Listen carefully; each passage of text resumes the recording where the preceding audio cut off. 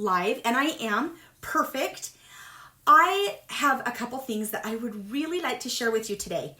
I want to know, first off, how many of you realized that there were more types of self-care than just the one that we always do.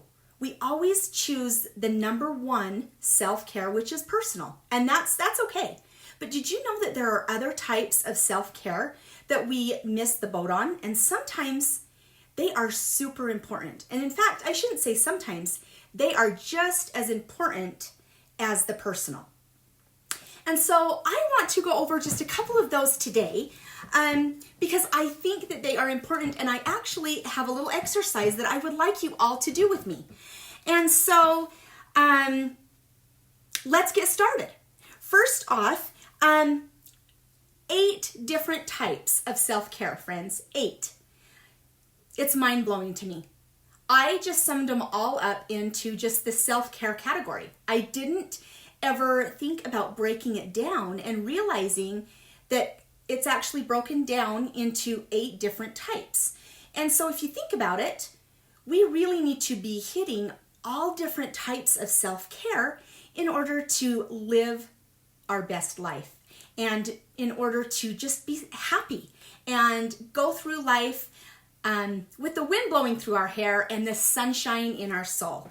And so I am super excited to talk to you all about that right now. And so I just turned on just in case I see a comment. I would love to see comments. I can see them right here. So if you're here and you're watching and there's something you would like to add, please do so. If you want to hit the heart button because you love what I'm saying, do that too. Okay, so let's go over these. First off, let's go over emotional self-care. Emotional self-care is all about stress management, forgiveness, compassion, kindness. You know, for me, if I had to pick, emotional self-care and the areas that I needed to focus on, you guys, I kind of am a ball baby, right? Like I cry over everything. And I am a very compassionate person by nature. And so for me, I think I would need to really dig in and I need to practice stress management as part of my self-care, right? For the emotional. So I'm going to dive deep and I really want to practice not being so stressed out and figuring out what things I could do for myself so I could have a little bit more control over my stress. So that is a little bit about emotional self-care. Now, next, let's go to personal. Now, we've already talked a little bit about personal and personal self-care and why it's important and how it's important because it is the number one thing. It's our go-to. It is the one where we get in a bath. We get a cup of coffee. We read a book. We do our favorite hobbies. For me, I love to craft. So I love to get messy and dirty and I just like to paint and do all the things.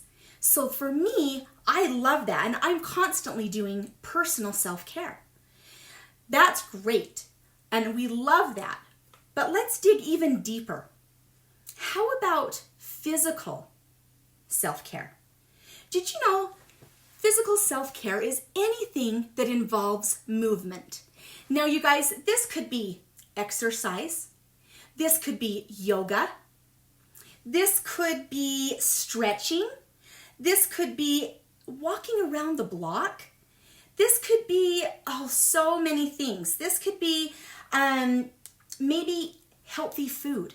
Anything physical is amazing self-care. Maybe you already do this. Maybe you already are exercising. Maybe you already take that stroll around the block.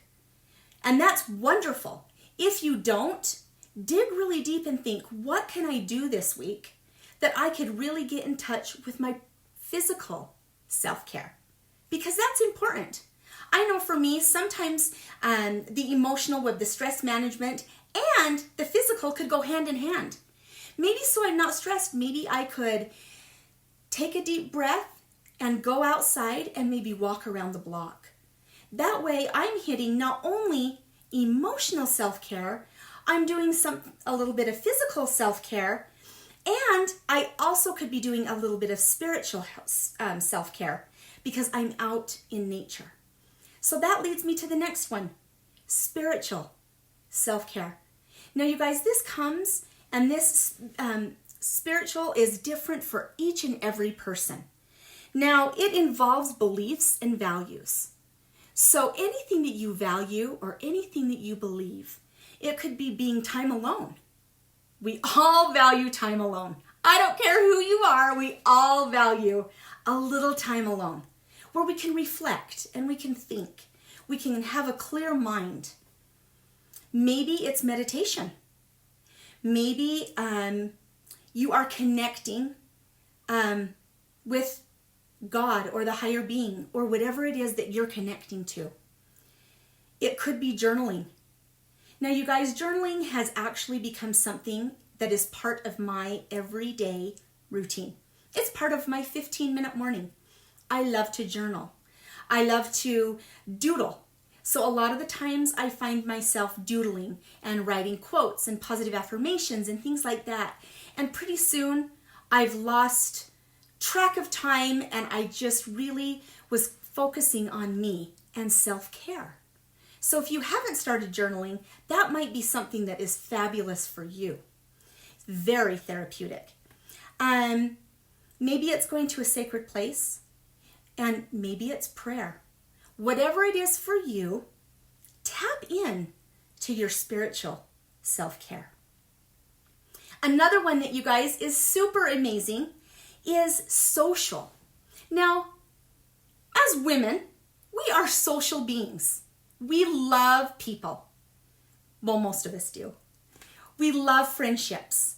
We love spending time with our girlfriends and chatting and going to dinner and having those girls' days and those girls' nights. We love spending the time with our children and our family and being very social. Just make sure that your social circles are positive, that they are lifting you up and not tearing you down, that they are when you leave the place of being social, whether it's grabbing a cup of coffee or that you feel uplifted. You shouldn't have to work for a friendship, friends. You shouldn't have to. So make sure that your social circle is positive and an uplifting place. Make sure your social media. Now, you guys, this is important and this is key. Sometimes social media can pull us in. Man, can it pull us in. I'm guilty. I'm guilty of it. But you know, now that I'm finding that I am surrounding myself by positive people on social media, positive, happy things, things that I love to see, that make me happy, that fill me inside with that sunshine, I find that I want to spread the sunshine myself. And so I think by being around others that are positive and happy, whether it's social media, our friends and our family, you know what? It's easier for us to be the light and to continue to spread kindness and be happy. So that is all social. Now let's talk about financial. Financial self-care. Now that's something, right? Financial self-care. Maybe it's saving. Maybe for you it could be budgeting. Maybe it's money management. Maybe it's splurging. And maybe it's paying those bills. Whatever financial self-care looks like for you, grab the bull by the horns, baby. You've got this. You've got this. For me, I'm just going to say it right now. Splurging financially, you know what? Sometimes it's not very good for my pocketbook. I feel like it's great for my self-care, but maybe it's not really good for my pocketbook sometimes. So I have to ask myself, do I really need it? Do I just want it? Or am I just saying, what the hell, I'm getting it anyway? I don't know. But I have to oftentimes find myself asking myself that question. That could work for you. Whatever financial self-care looks like, you guys, grab the bull by the horns. The next thing, how about work? Work self-care. Now, what does that mean? Does it involve having a clear mind in the workplace? Does it mean having clear professional boundaries at the workplace? Does it mean having an uplifting, happy place to go to work? I mean, let's face it, we all might not love our job. We might not be in love with it. But it doesn't necessarily mean that it can't be a place where we can be surrounded by happy. For me as a crafter, I worked at American Crafts and I absolutely loved my job. I was surrounded by so many happy, healthy, amazing people. They were always creative. They were using their minds. They were always creating something unique and fabulous. And I loved it. I love my place of work. Bright colors and just everybody was genuinely loved their job. So it made it very easy for me to go to work.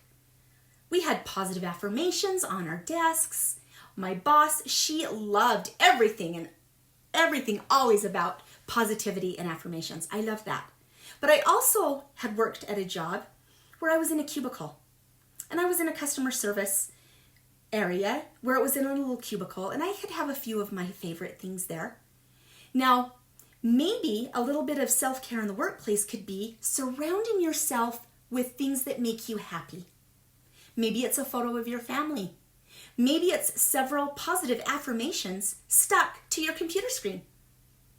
It could be your favorite color of I love all things pink. So maybe I could decorate my cubicle with things that are pink because when I go in to sit down at my cubicle, I'm choosing to be happy. I'm setting healthy boundaries. That could be that for you in the workplace. So think about in the workplace, what could your self-care be? Next and final one is space. Now, you guys, this involves having a safe place for you to go to. Now, for some, it could be your home.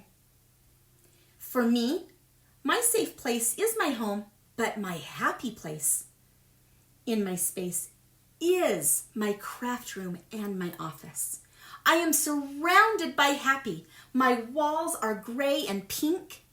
I'm surrounded by my favorite things, and I absolutely love being in here. So if I need a minute to just breathe and I just need to take a deep breath, I come in my scrapbook room and my office and I just breathe. I love it in here. It could be another thing for the space. It could be a healthy living environment. So whatever is a healthy living environment for you.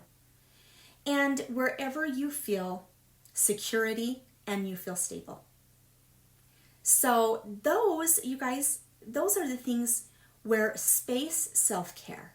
Now, I'm not going to lie, and I'm not going to tell you there has not been times, sometimes my space and my self-care place was in my closet. There were just sometimes I would find myself in my closet and I just needed to have a good cry. And that's okay. That is all right because that is some self-care and you're taking time out for you. Sometimes if you feel overwhelmed and you're not sure why, finding that healthy living environment, whether it be your office, your bedroom, your closet, your bathroom, wherever it is, sometimes it can take our stress level from a 10 clear back down to a 3. So, those are the 8 types of self-care, friends. The 8 different types. Now, as I was telling you these, I am wondering, did any of you think to yourself, oh man, I could really use a little self-care in this area, and maybe a little self-care in this area? Well, guess what, friends? I made it easy for you to remember, to have something that you can print out and you can hang up in your home office, on your wall, or just as a reminder in case you would like to journal and set some goals. I will provide in the comments a link for you for your very own types of self-care guide. Now here it says, self-care is not selfish. I repeat, self-care is not selfish. It is important. It is important, and it is such an important piece of the puzzle to unlock your self-love, to have that self-love. Now, you guys, I will again provide the link for this. It's a free downloadable thing. You can print it up, or you can just look at it to reference to. I also challenge you. Now, here we go. Here's the challenge. I challenge you to pick 3 types of self-care that you can do for yourself this week. And inside each type of self-care, I want you to pick a goal that you could work on. What is it that you're going to do? For example, me, I'm going to choose work self-care. I am going to choose time management, and I am going to choose work boundaries. Because sometimes, you guys, I find myself on the computer all the time, looking at all the things, researching all the things, because I love spreading my joy and my happy, and I want everybody to feel that sunshine in their soul, that I constantly want to be doing work on the computer. But I need to set some boundaries, and sometimes that, you know what, nope, I'm going to be done by this time, and I'm going to do something else that's healthy. Maybe it's being with my family, spending time with my husband or my friends. So that is one thing in work. I am going to choose, let's see, the time management. I'm going to set my time from here to here, because that's also going to help me with my boundaries. Do you see how I'm setting that up? Another one, so that was my first one. My next one is actually going to be physical. I am going to set a goal that I am going to get 6 hours of sleep every night, and that I am going to try yoga for the first time. That's one of my goals. So do you see where I'm going with that? That is what I am going to challenge you to do today. Now, I'm hoping that you guys learned something new, and I would love to hear in the comments what you're going to do for yourself as far as self-care. It's important, friends. I can't stress that enough. Now, I've loved these exercises. I have loved going live. I am a little bit nervous. I do talk a lot. I am a little bit long-winded. But you know what? I don't know. I just have happiness, and I just want to spread the sunshine. I hope you guys have a fabulous day, and I look forward to hearing and reading your comments on all of the amazing things that you're going to do for yourself this week. Thank you so much, friends. Have a great day, and I will see you soon.